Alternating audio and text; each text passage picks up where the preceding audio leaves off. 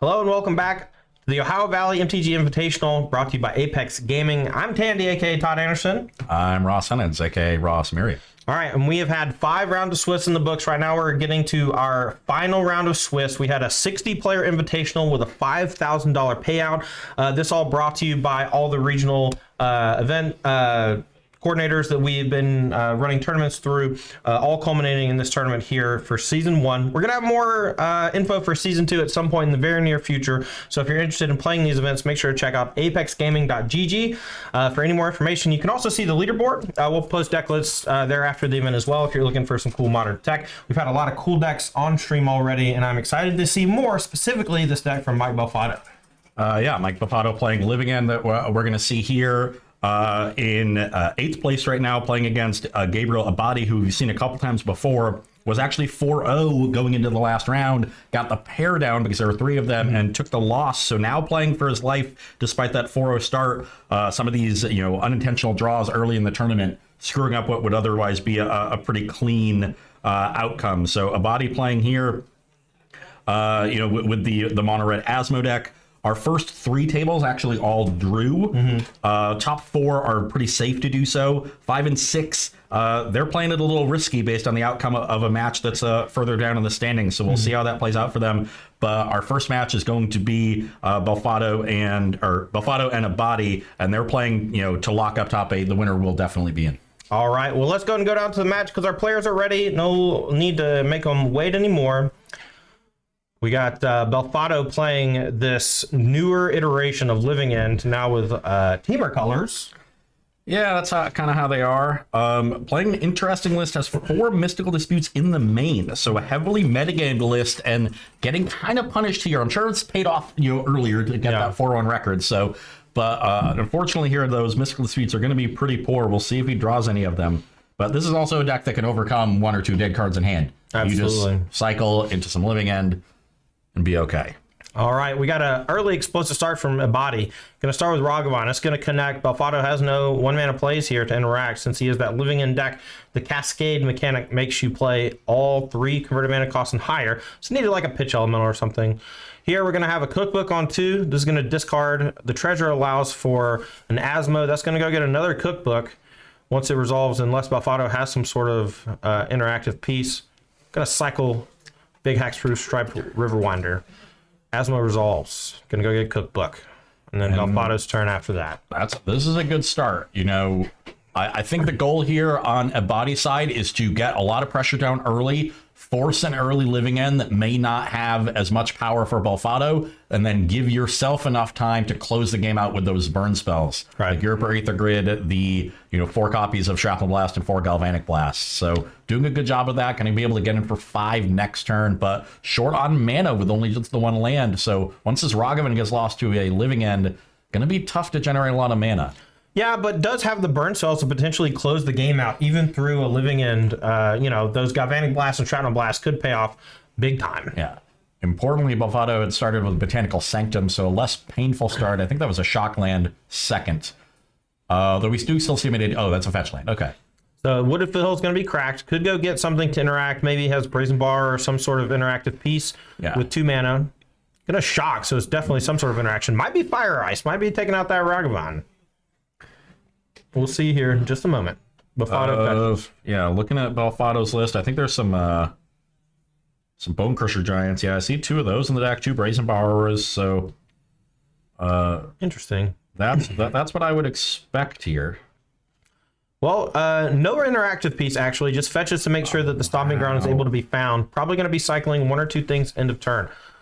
A Pyro Spellbomb is the follow-up, but you have to imagine 2 copies of Galvanic Galvanic Blast in hand, potentially devastating. Alongside that Pyro Spellbomb could just end the game. Belfatto's at 10. That's 10. 4 plus 4 plus 2. Yeah, doesn't quite have enough mana though, so might be a little too slow if there's some way for Belfatto to, counterspell the one of the Galvanic Blasts with Force Negation or something like that. 2 Force Negations in the deck. Figured out why Belfatto's list looks kind of interesting with those, adventure creatures and the main deck counter spells. He's got 3 copies of Crashing Footfalls on the side. Nice. So he just transforms when people bring in graveyard hate. No more graveyard hate. Doesn't work. Looks like we're going to have a living in here off this violent outburst in response to the galvanic blast. There are still 3 artifacts on the table, even though the treasure was sacrificed. Living End's cast. We'll see if there's any response from Abadi. If not, we're just going to get back 3 large creatures. Riverwinder. Or sorry, excuse me, 2 large creatures. One of them exiled. There was Striped Riverwinder and the big Godzilla monster whose name I forget. Titanic Bullbox or something. Titanic Bullbox is a Scourge card. Well, it's similarly named. Bulldozer. Let's call him Bulldozer. Titanoth Rex. There it is. It's Godzilla. Yeah. Nice 11/11 trampler. So that's what the Riverwinder is a 5/5, so that's 16 power. Still not enough to full on end the game. So that's going to give, I think, enough time for Abadi to finish this. Yeah, perhaps. It's only going to have 1 mana next turn without a land drawn, so maybe not, you know. Ooh, heads up play from Abadi. He's going to use the 2 food tokens to blow up the Asmo, and that's going to allow a Ragavan and an Asmo to come back. Maybe generates a chump blocker for the Striped Riverwinder. Also goes and gets another thing, another cookbook, which thins the deck a little bit. But this does put us down to 2 artifacts, doesn't it? Yeah, it does put us down to 2 artifacts. This might, maybe, oh, this is potentially devastating because it's supposed to only deal 2 damage. We're going to have to get that fixed. We need to make sure that both players know that there is no more metalcraft because the food tokens. So that should be only a 2-point galvanic blast. That's not something that locks in. Oh, Belfatto has the force of negation anyway, and that's going to make sure that it doesn't matter, but we need to make sure that both players know that. A little bit too quick of movements there from Abadi, who thought he had it. That Gal Blast should be exiled, by the way.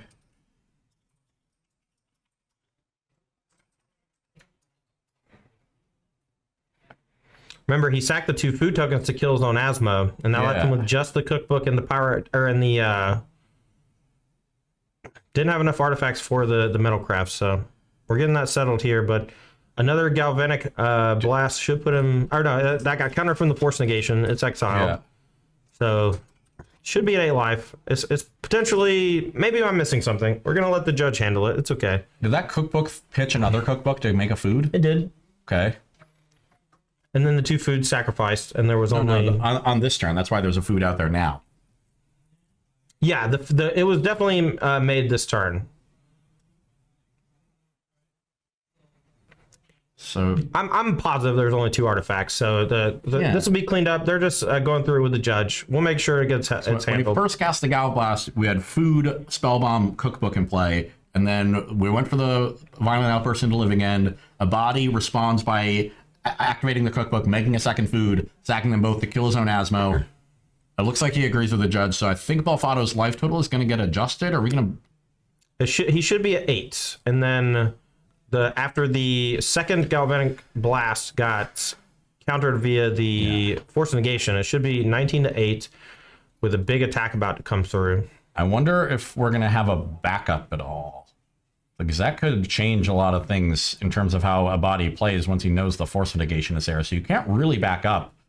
Well, we'll see how it works. I'm not sure how this gets ruled judge-wise. Yeah, players playing pretty fast here, and honestly, the onus of the mistake is lying entirely on Abadi and the too fast to play. But this is something that happens all the time, especially with conditional cards. So I don't think there's any ill intent. I think this is just it was metalcraft. I sacked 1 too many things before it resolved, but I think it was correct to do what he did, but it just ended up making his galvanic blast just 1 less. Unfortunately for Abadi, the force of negation is probably going to seal it in the other way, just because that extra 4 life getting countered is just so brutal. Belfatto does have to be a little wary here, so you probably can't attack with both creatures. Probably just send in with the 11/11, leave the hexproof back to protect your own life total. But even at 6 at this point, that's pretty comfortable. The spellbomb only deals 2. I mean, I guess another blast at that point. Whereas if you were at 8, even a shrapnel blast wouldn't be enough. Yeah, with the combined with the spellbomb. So there is a difference in terms of the outs that Abadi has. Yeah. So right now we're just consulting with judges. We're trying to figure out the best course of action here. Pretty clear that there was no ill intent, but just misunderstanding of the game state from both players. Both players missed it. You know, I'm glad we caught it in time. You know, a couple of things went by, but that's just how it is with live Magic. You know, things get missed, and then you got to try to fix it as best you can. Yeah, he finds the neat line, killing his own Asmo. Then you got to finish resolving the living end. And the last thing you're doing is the Galblast, and everybody, you know, when the Galblast first went on the stack, knew as a 4 damage spell. Yeah. So that's an easy slip up to make. Just a note, too, that the clock is ticking down, but these players are on their separate clock. This is just the round clock for everyone else, and we will let you know how much extra time they have after all the judge calls are finished. They also have a few minutes extra from being a feature match that we will reflect once we get down to 0, and we'll let you know just how much time they have left. Yeah. Fortunately, I don't think this match is going to go super long. I don't either. Neither deck really takes that long to actually win the game, you know? So... this type of thing is just about making sure the integrity of the tournament is upheld as best as you can, you know. All right. Well, as we were waiting for them to figure this out, let's cut back to the previous screen because I want to thank some of our sponsors here. Apex Gaming and the Ohio Valley MTG Invitational is sponsored by 3 things. I want to go over those real quick. LuxuryPlaystyle.com. They make cool metal tokens of various types of metals. You can get you a treasure token, a soldier token, all sorts of +1/+1 counters and things. Make sure to check out LuxuryPlaystyle.com. Really cool stuff going on over there. We're also sponsored by Wings Etc. Grill and Pub. Wings Etc. is a pretty delicious restaurant that I ate last night, and I am planning on eating it again maybe tonight and tomorrow. We'll see. And then last but not least, big shout out to G Fuel Energy, the energy drink company. They are heavy influencers on Twitch. So thanks to them for helping us bring you this awesome tournament. Without them, Todd would probably be asleep right now. Yeah, there's no Red Bull in here, folks. It's all G Fuel. All right, so still waiting on the judge here. I think we're just chilling. Table judge is explaining the situation to head judge. Head judge is going to come over, maybe ask 2 questions, follow that up with a fix, and then we'll be right back to it. But until then, we just got to make sure that we're just chilling. Now, this is a tough call, I think, from a judge perspective. You know, you got to make sure that there was no, you know, attempt at manipulating the game state by any players. You got to make sure, you know, to assess the right penalties and then assess the right fix. And it's not as, you know, in tournament Magic at a competitive REL, which is what we're playing, it's not as simple as just, you know, assigning the 2 extra damage. So they, you know, they've got to take a lot of other things into account, and that's just what the judges are doing. All right. Well, is there any way we can pull back to the booth while we figure this out, and then once they start playing again, we can cut back? Is that something we can do? Okay. All right. Well, we're going to come back to the booth. We're going to chat with you. What do you think, chat? What do you think the fix should be? Right now, they're talking to the head judge right now and assessing the situation. So I'm curious what you think at home. Do you think they should be stuck with the 4 damage because they both missed it? Do you think they should go to 8? Do you think they should rewind? Because I'm actually not really sure. This is a very sticky situation. What would you do as a head judge? I know you're not versed in the head judge. Yeah, I'm not a judge. There's a reason I'm not a judge. I let them do their judgy things, and I do my playing and commentary things. Fair enough. Well, you know, we're just killing time, man. I'm just speculating. Let's take a look at the bracket here. Okay. We jumped in pretty quickly. So as I mentioned, our top 6 players drew. Top 4, based on the math that I've done, I believe are locks. That is Michael Grafton. That's our Grixis creativity player. We saw earlier Jordan Farah, who we saw round 1 with Burn. Randy Webbing, who is on Team of Rhinos. And Jonah Littman, who is our combo Tron player with those chromatic orreries. Nice. So congrats to them. Our third table, 5th and 6th place, also drew, but it is a bit of a risky draw based on the standings. So we'll see how it works out for them. That is David Nolan on Is It Murktide and Chris Kirkpatrick on Gruel Belcher. Nice. So it looks like the top 8 is starting to shape up, and we got a few matches playing for it right now, including the one on camera, which is why it's so integral to make sure that we get this ruling right. You know, the head judge that we have here today, stand up dude. We're going to make sure that we get it fixed in just a moment. What's your pick to win the tournament as far as sheer deck choice? I am a pretty big fan of this Grixis creativity deck. Yeah, how do you think it can beat Belcher? They've got some counter spells. Okay, that's fair. First Mario commands in the main, if you got to tap out for a Belcher. Yeah. The classic cast Belcher, say go scenario. If you've played this version of Belcher, that happens. Yeah, it has to, well, if you don't have Ironcrag feet. Yeah, that's true. So that's the deck that I'm looking at right now. We've also got in 9th and 10th So we're watching 7 and 8. That's the match that we've been watching on camera. Both of whom are X and 1. 9 and 10. So our fifth table are also X1 playing for a spot in the top 8. That's Yusuf Bridges, who's the 4C Elementals player we saw last round, and Jacob Fumick, who is on Team of Rhinos. So we're seeing a good amount of 4C and Rhinos. And then, our X, we've also got Brandon Carpenter at X1, who got paired down in a 4-color mirror against Chase Swick, who has a draw at 3-1-1. And there's another 4-color player at 3-1-1, Nick Mincucci. Unfortunately for Nick, his breakers are rough. Well, unfortunate there. Sometimes you get a draw or a loss early, it ruins your breakers, and then when it gets down to the nitty gritty, you end up getting like 9th or 10th place, and there's not a whole lot you can do about it. Yeah. But still fighting, maybe things break their way, you never know. Yeah. What I do want to point out... smaller events, so tiebreakers do have a bit more variability. True. What I do want to point out, though, is that 4-color, there are only 3 in contention, and I think one of them is actually eliminated. So I think 2 is the most we're going to have in the top 8.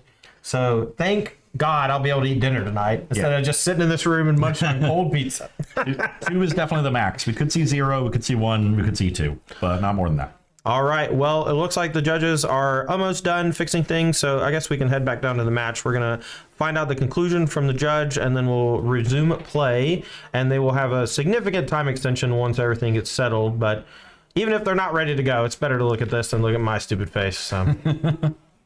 Speak for yourself. Oh. Aw. Oh, is that because you're cute or I'm cute?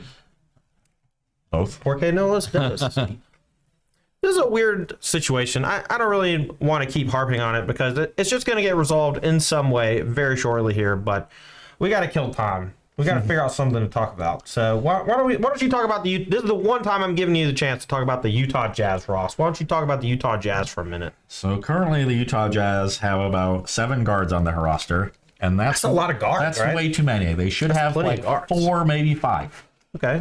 They're going to trade any of them, or they're just going to rock? Yeah, everybody's waiting to see what happens with Kevin Durant, and then there'll probably be more trades after that. So, do you think Jazz are going to pick up KD? Or that'll never happen. Not. He doesn't. You don't think he'll want to go there? Yeah. Okay. All right, we're back. We are back. We don't know if those live totals have been updated. If Belfatto, well, they're changing that. So I think the end result is Belfatto is staying at 6. Yeah, it looks like both players missed it. A lot of game actions happened after the spell resolved, so they're having it play as it lies, as they say in the golf terminology. So in order to change things like that, you have to be able to back up the game to the point the mistake was made, and there were just too much going on, especially with the force of negation. Too many decisions made. So the judge rules that is an irreparable game state. I'm sure some penalties were assessed, but we continue on. Yep. And now Abadi here, empty-handed, has the ability to Pirate Spellbomb end of turn, putting Belfatto to 4. And if he can peel another Galvanic Blast or Shrapnel Blast, which he has about 6 copies left, could potentially end the game. 1 damage from the Pirate Spellbomb to face for activating top deck. Looks like an Academy Manufacturer. I think that's going to be game over in favor of Belfatto. He is at 8. Yeah, an attack with both means as much. No, you can use a food token to gain some life. Yep, could gain some life. So maybe one more draw step. Body goes for an attack. Ooh. Riverwinder going to hit. What is going on here? Don't know. And Stomp from Bone Crusher Giant going to take out the Ragavan. Belfatto should be at 4 right now. Yeah, they have it marked on the... That's fine. Okay, well, they're going to pack it in. Life total slightly off. Doesn't matter. Belfatto takes it down. No harm, no foul at this point. Belfatto is able to, hold on and win that game. So Living End up 1-0 right now. Yeah, we're going to go and take a look at their sideboards. Ross has got them pulled up on his phone. We're going to go over what he thinks is going to come in and out. So Belfatto, 3 Blood Moon against the mono red deck, though it does stop Urza Saga. Yep. 2 Subtlety, does not seem great. 2 Force of Negation, probably good enough. 3 Force of Vigor. Those have got to seem like they're pretty good. An Endurance, a Dead Gone. He's got to get the Mystical Disputes out of his deck, right? Yeah. So he's got to find something to come in. Maybe a Blood Moon or 2 is okay just because it kills Saga. It doesn't hurt him too much. He can fetch basics pretty easily. I like all the forces. I think Force of Negation and Force of Vigor are all good. I think Dead Gone is pretty good, especially on the draw. Yeah, you got to kill Ragavan. Yeah. So I like all of those. That's plenty to get the disputes out. So I don't think you need to go the Blood Moon route. Then the other question is, does he want to transform and play Crashing Footfalls? Maybe. I mean, the Urza Saga decks are notorious for playing, you know, a decent number of artifact graveyard hate. My problem is that Asmo checks the 4/4s pretty well. So I think that he's going to stick to his guns, probably force a burning of, you know, like one anti-graveyard card, and then try to rebuild after that and go again. I think that the Rhino plan is more for like your, I don't know, mid-rangey decks or control decks that just have trouble beating Crasher Rhinos, like that card, or Crashing Footballs. I generally agree, but Abadi does have a good amount of hate. I see 2 Void Mirror. That's going to be good regardless of which Cascade plan you're on. 1 Relic, 2 Soul Guide Lanterns, so 3 pieces of Graveyard Hate. I got a Pithing Needle that's not going to matter, 4 Shattering Spree that won't matter, 2 Alpine Moon that won't matter, and then 2 Magus the Moon of his own. You know, the Living End mana base is usually pretty weak. So you could end up straining some things with the Blood Moons of your own. I do see, okay, 2 Forest, 2 Island. Now, players don't know deck list. This is closed deck list during the Swiss, so, you know, maybe brings in Blood Moon thinking it's better than it is. Doesn't seem that great to me, given that I have all the information, but we at least have 5 good pieces of hate with the 3 Graveyard Hate cards and the 2 Void Mirrors. All right, so both players here finishing their sideboarding, shuffling up here for game 2. Belfatto took game 1 in explosive fashion. Titanus Rex, is that what it's called? Titanus Rex? Titanoth, I think. Titanoth Rex. Where are you? I don't know. Yeah, Titanoth Rex. Titanoth Rex, the made-up card from Ikoria, the giant Godzilla monster, just a cool 11/11 with cycling, trample. Really important to have Huge that clock too at that point in a matchup like this, so that was really clutch. And now Abadi, this is a tough spot for him to be in. Remember, he was 4-0 in this tournament. At that point, he's thinking, I'm in the top 8. I can draw. Yeah, but he got paired down to a person with a draw in round number 5 and ended up losing the match. And now in round 6, playing against what might be considered a mediocre to bad matchup, but with all those graveyard hate cards, I think anything's possible. Yeah. So and you know, Gabe Abadi is 4th on our leaderboard, and the top 3 have all been eliminated. So he's, you know, the most decorated player on the circuit remaining in this tournament. He thought he was in a great spot here to, you know, make a claim that, you know, maybe I'm the best person in the circuit. So yeah, we'll see how he's able to, you know, get through this. We've seen him play a little bit too quickly at times. Yeah. We'll see if he's able to, you know, calm himself, take a deep breath, and tighten up for these last 2 games, because his back is against the wall right now. And a lot on the line here. First place, $1,500, a top 8 berth. Means at least $250 in your pocket, and if he loses here, it's only $100. So yeah, a lot of money on the line potentially, and he's to slow it down, calm it down, and try to win the next 2 games. We'll get live totals updated for you in just a minute. I believe the judge is busy with another match right now. And, so they do have a very long extension because of that judge call, so plenty more time than you see on the clock there to finish this match. And it looks like another 1-lander from Abadi starting on that Ramanap Ruins. We'll see if there's the Dead Gone. That would be pretty clutch, because the Ragavan draws a land anyway. So had it. And there is the Magus the Moon. So Abadi did bring in Magus. And turn 2 Magus on Ragavan is as good as it can be. All right, Titanoth Rex to reveal. Can't cast that one. Not for a couple turns at least. And we can play turn 2 Magus to the Moon, and that could potentially shut down Belfatto's mana development. Gotta do it. I think so too. There's like, what else are you gonna do? Soul Guide Lantern? There's no cards in the graveyard. Doesn't do anything. Yeah. Who cares? So, like, you can wait on this Lantern for a turn. At least 1 turn. There's no turn 2 scare. Yeah. Yeah, I love playing the Magus here. It gets aggressive. You know, it doesn't really hurt you that much. But gonna play the safer route. You know, I don't love this play. There's no Simian Spirit guys running around, you know? Yeah. So I don't think that it's that necessary. I think the Magus the Moon, this is like the perfect spot for it. And if you'd waited a turn, you could have even gotten, you know, one of the creatures that if he cycles a creature on turn 1, you could have just tagged that one for free without even using the Lantern. So there's even a benefit to waiting. All right, Belfatto here. Gonna cycle Stripe plays around Moon. Now, you know, keep in mind, these are all players from the same local area. They've been playing a lot of these qualifying events, you know, with each other. So they're probably pretty familiar with, you know, individual lists that they play and the kinds of things that people sideboard. So heads up play from Belfatto there, knowing that there's Blood Moons in Abadi sideboard, just gets the island before seeing it. Yeah, may know the list, may also just not want to take the shock damage from the fetch land. Either way, though, finding the island, cycling Stripe Riverwinder, and the Magus of the Moon looking a lot worse now. But Soul Guide Lantern on the battlefield going to prevent any shenanigans for at least some time. Magus still going to stop any green mana from Belfatto here because that's a Scalding Tarn, and the Cascade cards are green. Well, we have a Violent Outburst can be cast here to find something that costs less, but not nearly as powerful in Abadi's deck as it is in Belfatto's. Can you imagine Violent Outbursting into an Asmo? 0 mana value, let's go. All right, Shrouded Blast in hand too, so a lot of potential burst damage. Magus the Moon here, one turn maybe a little too late. But, you know, Belfatto can fetch with this Wood of Foothills, find Forest, and then cycle something. I think that's a Tarn. You want Foothills? Yeah, you probably know. I thought that was a Tarn. I'm pretty sure it's a Wood of Foothills. It looks red and green to me. Either way. Yeah, you're right. Gonna go get the Forest. Yeah, so now Magus looking pretty bad. Yeah, and if he had played it last turn off the treasure token, could have potentially stifled the Wood of Foothills from being able to get that green source and maybe kept him off of green mana entirely. Yep, getting punished for that sequence. All right, Belfatto here, fetching the Forest in response to the Magus. Let's see what he plays EOT. I'm guessing a cycle. Yeah. Maybe 2 of them. Looks like he maybe have Fury in hand. That looks like a Fury to me. Yeah. Fury pretty devastating against these early creatures. Those in the main? I mean, it makes sense. Powerful card, you know, goes to the graveyard, can kill planeswalkers. It's really good against Yawgmoth and other decks that just spray the battlefield with creatures. Yeah, there's 2 copies in the main. Nice. They were sitting up there by the Cascade spells. I missed them. Yeah. No red cards in hand though, so can't pitch it just yet. Looks like the Magus is actually still doing some work.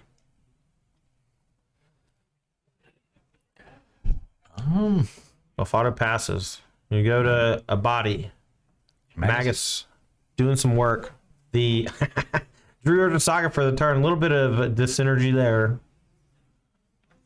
Here comes an attack for 4. We'll see if Belfatto has any interaction. Chooses not to. Brazen Borrower, that's castable. It is castable for 2 blue off the treasures and 1 colorless. Can make a 3/1 flyer. Seems pretty reasonable if you ask me. End up being a little bit awkward against Fury, seeing as he'll put an extra creature in Belfatto's graveyard. And also with 1 toughness, it makes a clean Fury if there is a red card drawn in the next turn cycle. Yeah. And you got to cast it this turn, so you don't get to hold it up and cast it on the end step. Yeah. Unfortunate the way it's sequenced there, but not a whole lot you can do. I wouldn't be surprised if Abadi does just cast it. I think it's a reasonable amount of pressure.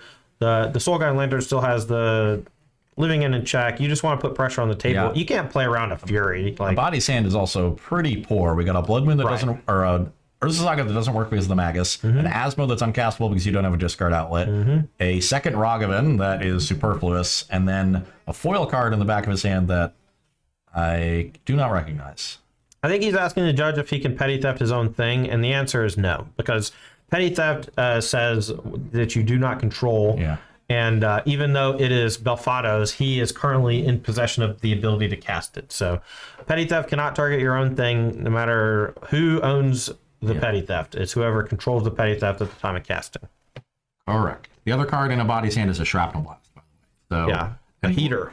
You know, Belfatto at 10, we're almost in Shrapnel Blast range. Yeah, I mean, a Shrapnel Blast off the top is essentially GG, even through a living in with a bunch of creatures coming back. But Belfatto's got a lot of hoops to jump through. Has to deal with the creatures in play. Has the Fury to do it. Can't do it without another red card just yet. Needs to draw one. Yeah.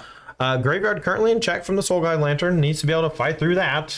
You know, a lot of potential outs here for Abadi to close the game, even if Belfatto has great draws in the next few turns. Yeah, I think if I'm Belfatto, my hope is that I can find a red card, deal with the Magus and the other creatures, and then build my way up to 6 mana and have 2 Cascade cards, one of which is a Violent Outburst.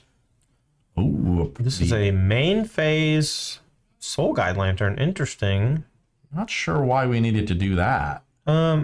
Maybe just afraid of some tricky stuff, like, you know, your opponent goes, oh, disenchant your Soul Guide Lantern. Oh, in response, I'll Violent Outburst, and then get everything back. Force of Vigor, Violent Outburst, definitely a possibility there.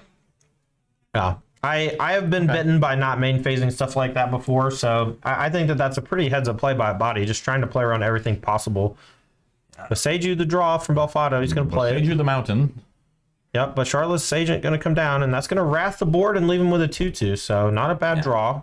That is the good news of Living End, is that even when they have Graveyard Hate to stop your stuff coming back, it's still a Wrath of God. Yeah, no kidding. But that is also going to kill the Magus of the Moon, which actually unlocks the Urza Saga in hand too. So I think that Belfatto actually has a Living End in hand, and this one being cast means that if he randomly draws the 3rd Living End, I don't think he can have access to do it anymore. Yeah, a lot of the other Living End lists play 1 copy of the Dimir Filter Land to be able to generate double black, but with his unique list that is sort of a hybrid between both Cascade decks, you don't see that. All right, here comes Living End. Really only 1 Living End left in Belfatto's toolbox. Yep, and it's somewhere in a pile of cards on top of his deck, and all these are going to go on the bottom, not shuffle back in. So he has a potential chance to just randomly draw the Living End, and then I don't think he can win the game anymore. Or at least not easily. Going to have to start hard casting some of those 7-drop. Well, he's got some cheaper creatures, That's true. He's got those Brazen Borrowers and Bone Crusher Giants. That's true. The deck has become a different animal than it used to be. I mean, this is a very different version of this deck. He's got all the Teamer Rhino kind of stuff too. He's got Endurance, he's got Fury, Foundation Breaker. The only real big things are the Riverwinders and Titanithroxes. Got some Curators too. All right, we have a Shrapnel Blast end of turn. If this resolves, it's going to put Belfatto down to 5. It does. Draw for the turn. Looks like a Daredevil drawn. No discard outlet just yet. Ragavan can be dashed or cast. But there's a Shardless Agent there that's going to stop it. So Right, so probably just a cast. We could put Gigantha in hand and cast Ragavan. I kind of like that sequence. Not a whole lot of other options. 2 cards just kind of dead in hand at the moment. Soon, though, Saga can start making some constructs and then maybe go get either an anti-graveyard card or Cookbook. Is that a Misty Rainforest on Belfatto's side? I believe so. I believe that was a fetch land that was locked down from the Magus. He's able to shuffle in all the cards from the Cascade into his deck, which means it makes it much less likely that he draws the last Living End. For sure. Which means he's 100% drawing it on the next turn. Yeah, absolutely. Sorry, Mike. Shuffle it to the top, baby. All right. Gave you a little commentary curse. We have the sequence predicted. Gigantha goes to hand. We have a Force of Vigor getting pitched just to kill Urza Saga. Love the aggressive play from Belfatto here, just making sure that Saga is not detrimental in the slightest. Yeah, could have untapped and hardcast it, but so this is a big sign that he has something else he wants to do with his turn. Oh, his hand's completely juiced. He hasn't done anything for 4 turns or whatever, so. And he's got that Fury. He could hardcast if he draws a Red Source. Yep. Just kill the Ragavan and start, beating down. Because, at 4, you're a little scared. Granted, there's no artifact to sack to Shrapnel Blast, and Gal Blast is just a shock at this point, but there's also that Ramanap Ruins. If Abadi draws some lands, that's another shock. So it's got to end the game quickly. Yeah. This red deck has a bunch of burn in it. Draw for turn. Looks like he has an Endurance hanging out too, so that one can play defense against the Ragavan. He might want to get a little aggressive with that.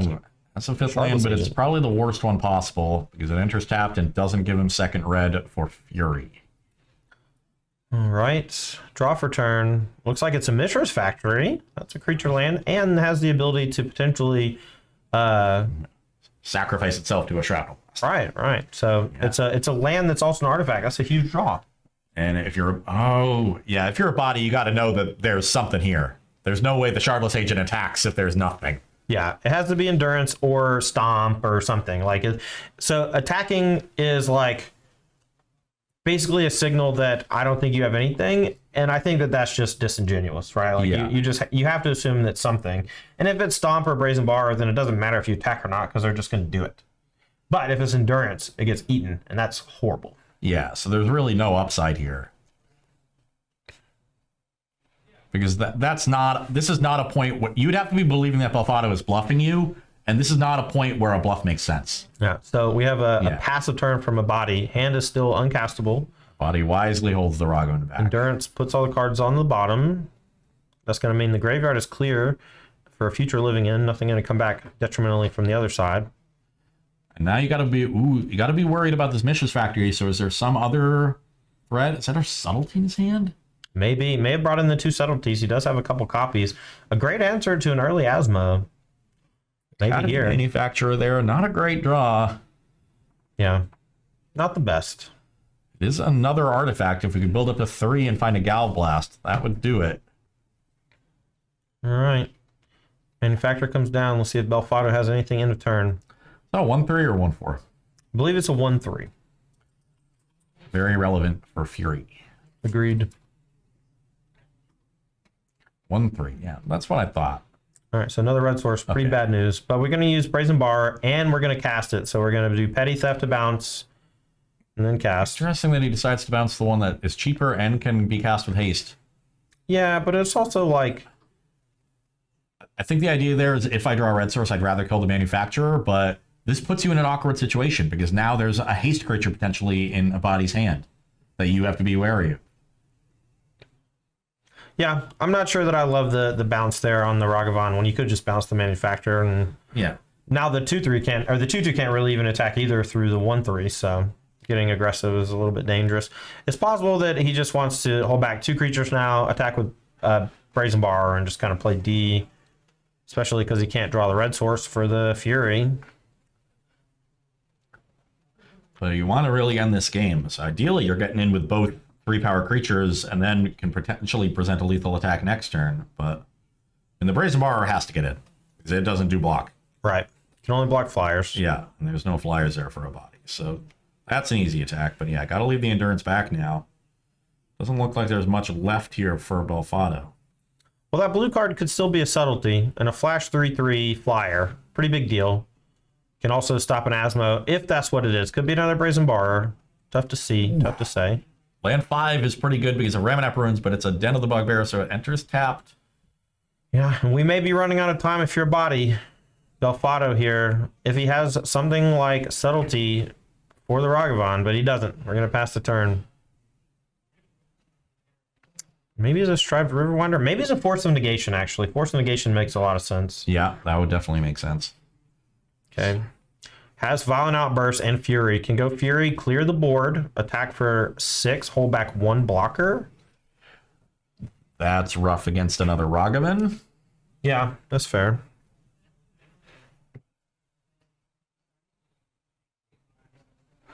Oh, is that an assembly worker? Oh, baby. Well, the Fury's still going to be able to clean it up. So this is a 3 damage hit. The Endurance doesn't die. The Fury is going to get the Academy Manufacturer and the Ragavan. So no harm, no foul. And Force Negation still at the ready. So I would say that you're still pretty safe if you're Belfatto. Oh. He's killing his own Creatures and then living ending with a Shardless Agent. Oh, wow. Sick. All right, so this is going to Wrath the other side of the battlefield from Abadi. It's going to kill a Shardless Agent, but we're going to be left with Fury in play, Endurance in play, Brazen Bar in play, and a Shardless Agent. And one of the Shardless Agents in play dies. Yeah. 6 sequence from Belfatto. Using the Fury to kill your own creatures. That's something I haven't seen before. Well, that's a nice one. And I don't know at this point what... I guess Shrapnel Blast. Shrapnel Blast is it. Yeah, just got to draw Shrapnel Blast. But I think there's a Force Negation to him for Belfatto, but I'm not sure that he has another blue card to pitch, and he only has 2 mana untapped. Played that Shardless Agent out, but I think that this is right, considering you're presenting lethal. And you can't know that Abadi just has 3 dead draws in hand or whatever. And that looks like another Den. And can't cast a spell in hand, I don't think. Yeah, that's an Asmo. You can. That's all. We've seen Abadi stuck with Asmos in hand a lot. Brutal. And that is a tough end to the tournament for Gabriel Abadi here. 4-0 into 4-2. Yeah. Oof. Yeah, that's a stunning defeat right there. Belfatto, though, no slouch of his own. Plenty of success on the SEG Tour. Brought Living into the table. I don't know that anyone else actually brought Living into this tournament, and it's, in my opinion, one of the better decks in the format. So kudos to Belfatto, going 5-1. Might end up being first or second seed, going into the top 8. Going to be on the draw or on the play for many of his top 8 matches, if not all of them. And considering they're best of 5, being on the play in game 1, 3, and 5, if it breaks like that, is hugely important for a deck like Living In. Oh, definitely. Yeah, and he's going to be first or second seed.